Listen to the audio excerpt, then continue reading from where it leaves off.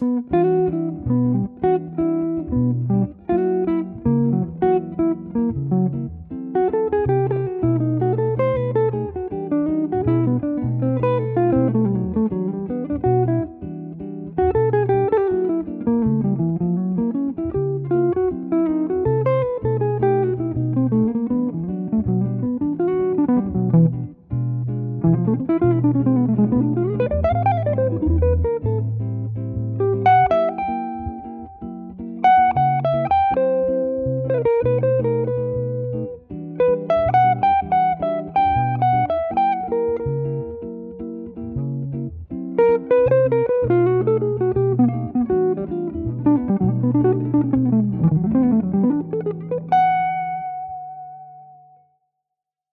everyone, Dennis Chang here.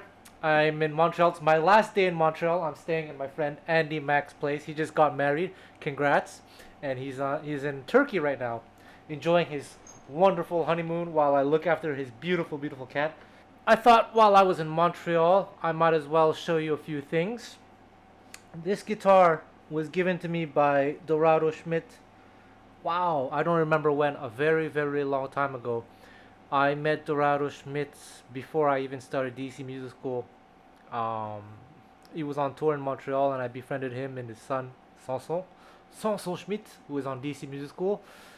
And from there, I got to know the whole Forbach community. Forbach is a city in the east of France by the German border. And in the east of France, in this region that used to be called Alsace-Lorraine, you have all these different cities, Forbach being one of them, where there's a huge concentration of Gypsy players. And Dorado Schmitt is from there, Hono Winterstein. That whole region, there's also Birel Lagren, all these wonderful players. So I thought I'd pay tribute to Dorado Schmitt. Since he gave me this guitar, I might as well use it to make this video. Oh, this cat is so cute. She's like a dog.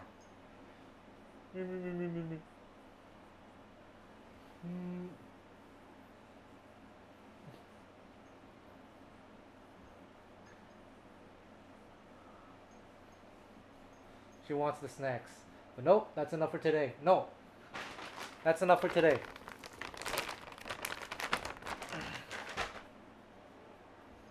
I had a lot of good times with Dorado and his family over the years.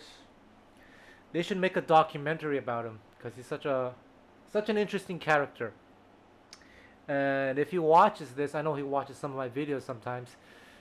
Si tu regardes cette vidéo, Dorado, bisous. Yeah, I want to pay tribute to him. But first, like and subscribe. If you want to support my channel, please buy something off of DC Music School or SoundSlice. Buy some of my music on Bandcamp, etc. Follow me on Instagram, whatever. Something, anything helps. Okay, so this video is inspired by one particular moment. I don't know, some years ago, after a night of drinking, Dorado just told me, this song I wrote, Bossa Dorado, it kind of upsets me that everyone plays it in D minor, but I composed it in E minor. So everywhere around the world, everyone plays it in D minor, namely because of the Rosenberg Trio, who recorded it in D minor. For whatever reason, I'm not sure. I'll have to ask Stokolo one day. But yeah, the Rosenberg Trio popularized this song, but it was meant to be played in E minor. So everywhere in the world, except for in Forbach, in Dorado's immediate family, they play it in D minor. In Forbach, they played in E minor. So I thought, maybe I'll make this video, and who knows, maybe I can change things. Maybe you guys will play it in E minor from now on and make Dorado happy. That would make him really, really, really happy. And I also want to talk about a few things that I kind of got from hanging around with those musicians in that community in Forbach. Because I've known him for that long and spent enough time with him and his family. It's not like I ever took lessons with any one of them, but sharing those moments, something, gets transmitted. And one thing I learned from the Forbach community is really playing in the moment. Playing as if your life depends on it. And playing with passion, with musicality. Take risks, but play with intention. If you watch, for example, Dorado's youngest son, Amati, of course, he's a technical monster of unbelievable dexterity. but when he plays slow, it's also just so beautiful. And that's something that had a great impact on me. It's not just the notes, it's how you execute them, how you interpret the notes, the melodies, the slow melodies. So, Bossa Dorado in E minor. There's also one thing that they do nowadays in that family that I don't think anyone else knows. Um, oh yeah, sorry. By the way, this is unscripted. Um, every time I went to see them play, uh, Dorado would be nice enough to invite me on stage to play a few songs, whatever songs he wanted to play, and sometimes it would be Bossa Dorado in E minor, and they tend to do this little arrangement that no one else knows, and I'm gonna teach it to you. I hope he doesn't mind. If you watched my video from like maybe 2-3 weeks ago about how to learn fast and everything, so they never taught me anything. I just had to be there and try to absorb as much as I could. So when we were performing Bossa Dorado, at the end, after the solos, we would do this. They would do this little arrangement, and I had to pick it up on the fly. So I never actually wrote it down, and I'm doing this kind of by memory. So the nuances might be a little bit different, but that doesn't matter. They do this little thing, and I'm gonna play it for you right now.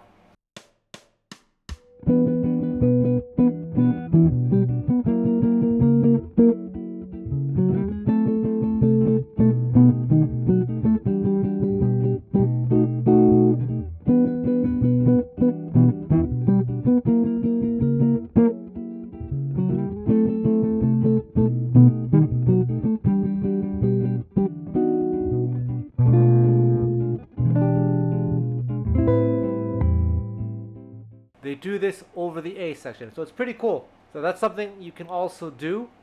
And if you start playing this way, so you play Bossa Dorado in the key of E minor, you do your solos in E minor, and then you do this little arrangement at the end.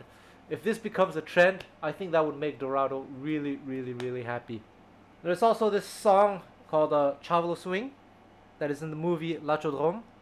And Dorado told me the story behind that song, but again, these are stories that were shared to me after nights of drinking. I don't drink, by the way, but they do. But so long ago, I think one time he was telling me about this movie and that he had written this melody, you know. So how does it go? Yeah, that.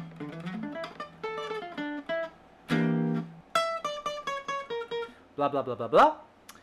And he had written that song, and somehow Chavalo Schmitt was in the room, and he said, "Oh, please call it Chavalo Swing," or something like that. So the story goes. Come. Yeah, so they recorded that song, and it's become kind of a gypsy jazz standard around the world. But it becomes chaotic when people play it because it's such a long structure, and sometimes people are not sure how to play the song because of the structure. I've performed that song on stage with Dorado a few times. Of course, it's not set in stone, but the way Dorado did it the last time I played with his family, they would play the melody, just like in the movie, but for the solo section, it would only be the A section. It would be this.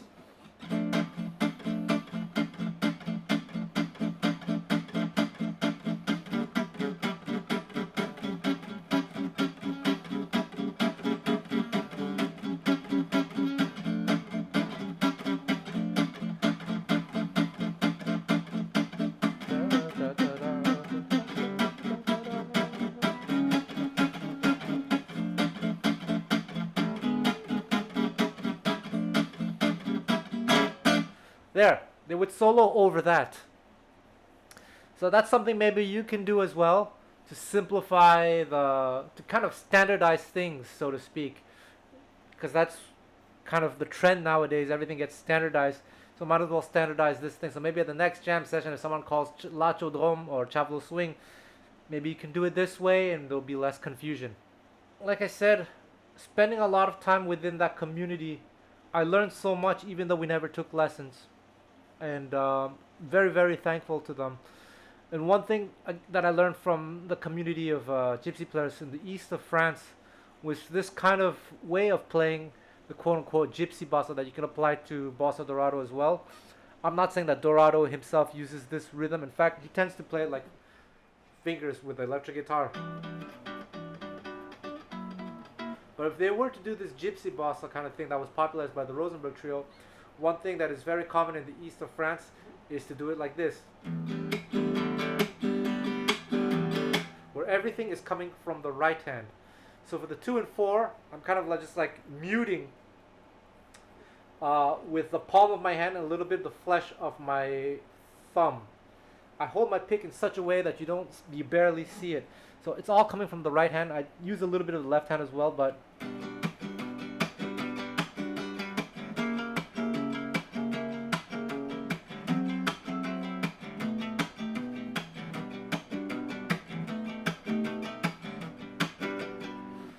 so this technique is shown in some of the DC Music School lessons, so check them out. By the way, I'm writing a Gypsy Jazz rhythm book as well. Hopefully it'll come out before the end of the year, if not early next year. Just follow me on Instagram, on Facebook, and all that stuff, and you can keep up to date with all the things that I'm doing. So there we go. I hope you enjoyed this video. Let's standardize this Bossa Dorado in E minor. Play that arrangement. Let's standardize Chavalo swing. And what else can I say? Okay, I'm pretty sure some of you will ask, Dennis, why don't you do in the style of Dorado Schmitt for DC Music School? I would really, really love to do this. And but it's not a secret that long time ago, maybe about over 30 years ago or something like that, close to 30 years ago anyway, I don't forget about the date, but a long time ago, Dorado was involved in a very, very, very, very serious car accident.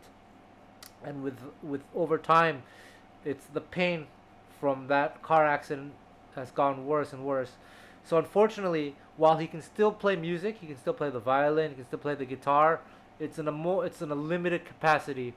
And the thing that we do on DC Music School is rather insane. All the musicians that you see on DC Music School, they deserve all the praise that they can get, because I make them record all those songs in like under 2 hours, one after the other, almost always first take. Sometimes they don't even have time to warm up. So that's absolutely insane. I remember last year when I was actually in Forbach recording Brady Winterstein, Favino Laurier, Punch Weiss, all these guys, one take wonder, bam, bam, bam, and amazing. Unfortunately, I think that might be too difficult for Dorado. And the best way to work with Dorado would to take maybe 2 weeks, where we just we record like 2-3 songs a day or something. But in order to do that, I need a lot of money, the kind of money that I don't have. Somehow, one of you wants to donate like 6,000 euros.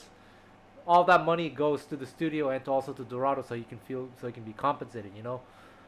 Maybe I can do it, but unfortunately, that's not the case. So maybe this is the best that I can do. Actually, I just saw him 2 weeks ago. We had a party in Forbach. I wish I could have interviewed him, but I was just tired from working. I just wanted to relax, and I'm sure he did want him as well. It was a really, really wonderful night. I'll have to talk to you about that night. So there we go. That's my little tribute to Dorado Schmitt. Thank you so much, and thank you, Dorado, for giving me this guitar. It's an Ibanez Frankenstein. I don't know what model it is. It doesn't say so inside because he removed the label. He changed the pickups himself. He did everything on his own, and he didn't really do a great job. So I had to take it to the music store so they can fix it. Now it's really properly set up. It's crazy. This guitar hasn't been played in a year, but it stayed perfectly in tune after a whole year. And he gave this to me in Montreal. He was just finishing a whole tour of North America. Montreal was the last gig. And at the airport, he just gave me right here, just take this. I guess he didn't want to bring it back with him because it was just extra luggage. I think he recorded an album with, there's a live Birdland or something, live album where he plays electric guitar. It's this one. So yeah, it's a wonderful gift and I'll cherish it. I won't take it to Japan with me. I'll leave it with my friend Andy so he can have fun with it as well. Okay guys, see you soon.